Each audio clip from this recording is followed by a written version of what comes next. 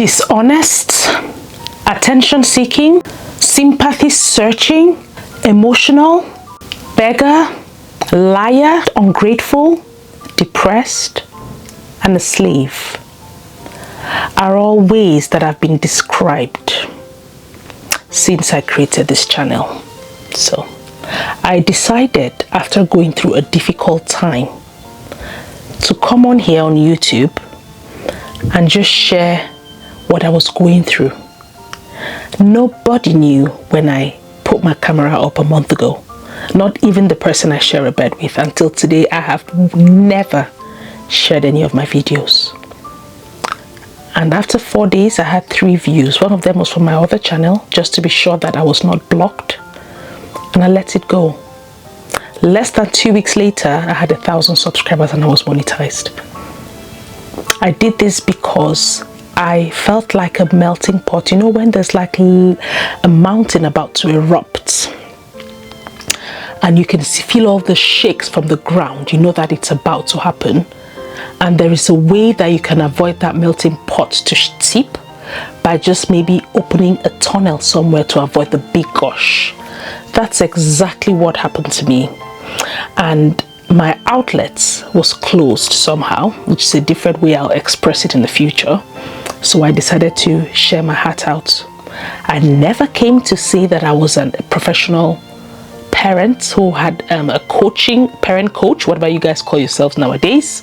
I never for one said that I was a professional finance advisor or a 9-to-5 or a work coach or even a professional public speaker. I only came to talk about the experiences that I faced in the workplace, and several people, it was so clear, resonated with it. And I'd always said that this was like my therapy because I was going through a difficult time. I was very, very honest to say that I've gone through times I don't sleep, times that I'm depressed, times that I cry, and times that I ask myself questions and I know better. And that's why I decided to share on this channel without holding back the things that I've learned. I don't really care for negative comments normally because 95% or 98% of the comments are positive. People resonate with them. And at this channel, the community that I'm hoping to build are like-minded individuals who have people's interest at heart, who want to build a community. So I've never really addressed the negative comments. Sometimes I delete some if I have the time. Other times I just leave them there because this is freedom of speech. When you put yourself out there, you get criticized. But the reason why I'm doing this video is I was actually not planning to shoot. I was just about to get ready for bed. And I read this comment, which I responded to, but it kind of hit different today.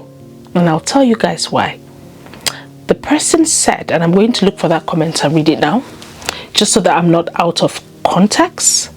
I'll read what the person said. I really didn't understand the point of your video.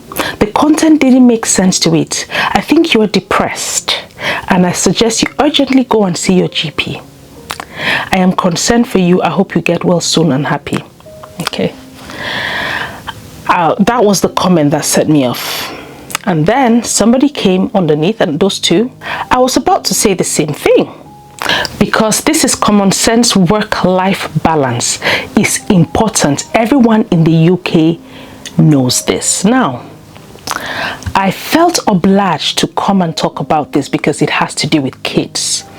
On that particular day, talking about that day, I already get emotional.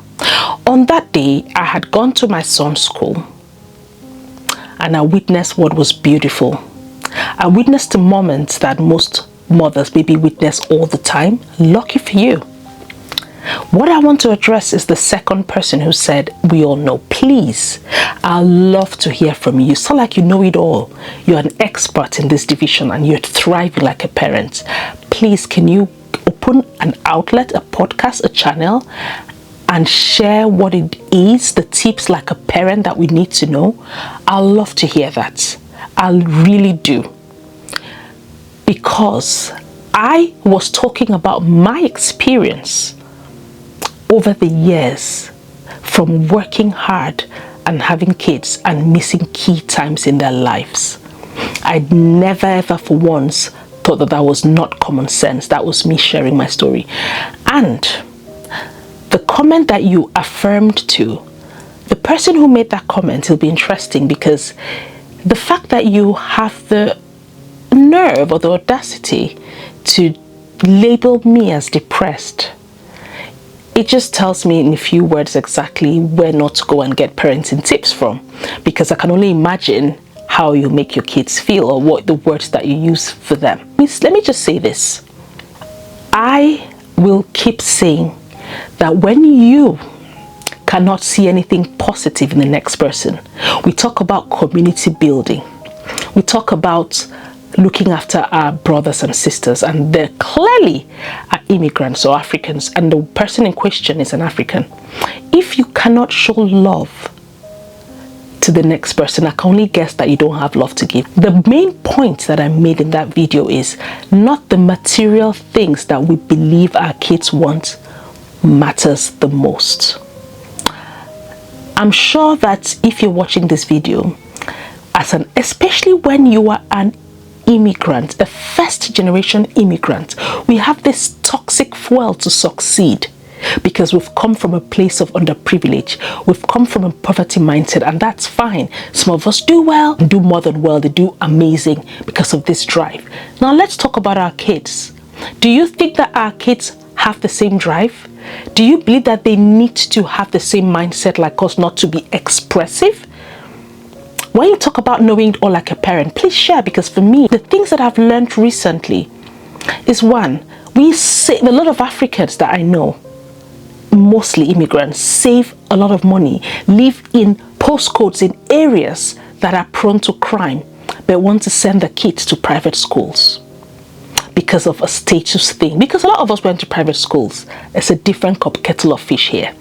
Especially those who maybe do so well, the parents pay extra lessons, which is amazing. Some of them do their homework to get into this college and have a scholarship.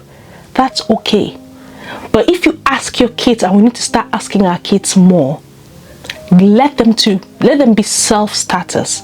Let them believe that we trust their judgment, because self-efficacy is one of the biggest things that they'll use in the future to succeed in either a business or at work. And if we micromanage and tell them what to do, lead their every move, we're taking that freedom from them. And that's what our parents did to us. If you dictate what they need to study in school, because it suits what you want. If you dictate the schools that they have to go to, let me give you a talk about myself. My second daughter was not so keen to go to a private school, literally down the road, 1 minute walk. We moved into this area bearing that school in mind. I did not even think I had to prep much for her. I let her just study by herself, and I was hoping that she'll want to go to this school. She did her work, she did all of what it took, wrote the exams, passed, and she said to us, "I don't want to go to this school, Mom. I want to go to a normal school near the house and I'll still do very well." She had the best grade in her year. It was tough for us because we had a choice to pay the fees and get her in there, but she was so unhappy. Most African parents would not accept that, because we have this belief that we always have to fight. We come from nowhere, so we have to make a point. Our kids are quite the contrary, very different. Let them express themselves. I let my kids, I don't necessarily do the norm that most parents do in terms of chores, money. No. I reward in other ways. I say, if you come up with a business idea by so and so, let's brainstorm this idea like a family. Then you'll have a point to be on your Xbox. I don't give them cash, no. Chores are part of their lives. I don't give them money for chores, no, because they have to have a different mentality. A lot of times when we're going on holiday, I let my kids decide. I say to them, we have a budget of so amount of money. 4 of you go look for a holiday, come up with the cheapest. If it's cheaper than the budget and ticks all the boxes, then we might have more money to maybe buy something while we're there. And this gets them thinking, this gets them working, and this gets them to believe in themselves more. These are the things that as parents I'm learning, and I've never said I'm perfect. But I spoke about the day I went to my child's school and I realized that the material things that we work so hard is in what matters. I talked about private school because it's a plague. I know people who are depressed or people who have actually taken their lives because they could not afford private school for the kids. Other kids go there and get bullied because they know they're on scholarships. That's an example of many things. You save up, you work so hard because of the kids to go on holiday to Africa. The kids might just say to you, Mom and Dad, we can go once in 5 years. You're going for yourself. You're building that big house back in Africa. Is it for your kids? Do you think that your kids want to go? Let's face it. I want my kids to remember where they come from. I am big on going back home because I could afford it, but not at the detriment of my kids. Those are the little things that I'm learning. And when I come to pour my mind, it's really best for us to cease with the labeling, with the judgment. Because nobody, trust me, I came and said I was depressed myself and I was at a low place. I said I had therapy, so nothing you say to me really phases me. Nothing you say to me phases me. I just wanted to talk about that because I don't think that any of us are perfect parents. We are always learning and life is a journey. I don't really care for people who are coaches and have all these accolades. It's life experience that counts. The way I think now is not how I thought before. No, it's not. The certain things that I miss, if I tell you guys the things that I miss that I can never get back, I'll start being emotional again. And I'll give you one good example. My first boy, I have said on this channel that he has been in football since he was 6, 7. The first tournament this boy went to Germany, he was just turned 7. I didn't know this. They said going for 3 days for a tournament. All the parents were so excited. I didn't even think, me and my husband didn't think that we had to go because the coaches said we'll look after the boys. We stayed. They sent us pictures on the WhatsApp group, how they were doing. And I realized that my son was the only person whose parents did not come. 7-year-old, a baby. They shared rooms and the coaches kept their eyes on him because he was the only child whose parents did not go. How did I know this? I got many texts from the parents who were like, oh my God, he's been so well behaved. We've looked after him. We've bought him something at the airport. And it dawned on me that was the first opportunity my son went. And guess what? They won the trophy. At the airport, picking him from the airport, they gave him the trophy to hold so that he could come while they're coming out of the welcome lounge. He was holding it and everybody was clapping at the airport because they all had their kits on, and it was beautiful. But I missed that. It was the first. It could have been the last, but I missed it. I could never reverse. Over the past 10 years he's been in football. When I go now, he hardly even wants to talk to me because he's past that age where when he scores, he look at me and I'll hug him and say, well done, son. I missed it because of work. My husband missed it because we had other kids. One person could go, and that was the last time I didn't go. I've traveled to countries over countries because of him. I'm learning. I'm not saying that I'm perfect, but I just came to share that when we put ourselves out here, we don't do this because we think that we will not have backlash. But when you want to say something, think, what is the point of what I'm saying? Is it positive? Does it add value? Does it make you feel better about yourself? And I'll leave you with this. Since you know about parenting, one thing I'll say is that at work, the workers who make the best staff, make the best decisions and thrive in their careers, the people who are not just happy, but who are loved and from a loving environment. Love from family, friends, and themselves. That is what the study has shown. That those who love themselves tend to be happier in their jobs and do well. And where does love of self come from? It comes from how you are loved like a parent. So all I'm asking and all I was saying is, let's love our kids. Let's do the little things that our kids will know that we love them. And I'll say it again. Now I ask my kids every day at school, how was school today? What did you do in school? What was positive and what was negative? All 4. A lot of them say, I can't remember even what they ate, and I'm saying that's fine, but I'm putting that medium to talk to them. And on that day, I've talked about my God instincts before. On that day, something profound happened. After I left the school, the next day I had this dreaded call. If you're a parent, you know what it is. phone rings and you look at your phone and it's from your kid's school and your stomach sinks. And the first thing they always say is, oh, don't worry, mom, they're okay. And I was like, okay. And the head teacher said, it's just an issue with your, he called his name. I'm like, what has he done? He's like, oh, did he not tell you at home yesterday? I said, no, we spoke. He's like, oh, we have reprimanded the boy who did it. And at this point, I'm nervous. I'm like, what is it? And he said, with this Diddy case going on, some boys were playing and they said they're going to arrest him because he was Diddy, because he looked like him, and he's obviously the only dark-skinned boy in his whole school.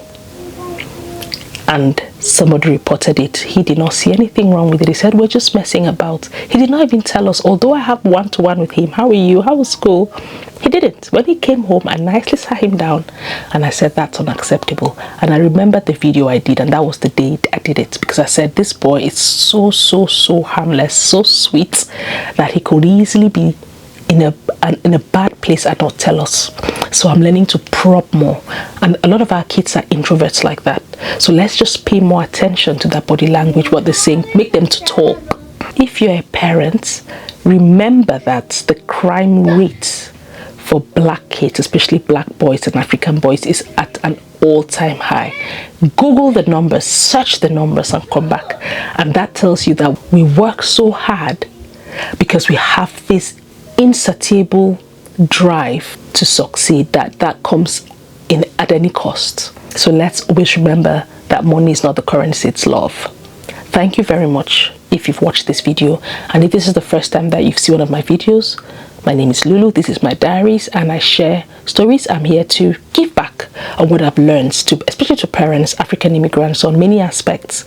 And I'm going to film the next video on public speaking, and I'll wait for you to watch that in the next video. If you've enjoyed this, give us a thumbs up, leave your comments. What do you think about the way we bring our kids up? Should we be a little bit more liberal now that we're in 2024? Should we be as stringent and dictatorial like our parents were? Please share your ideas in the comment section, and I'll see you in my next video. Bye bye.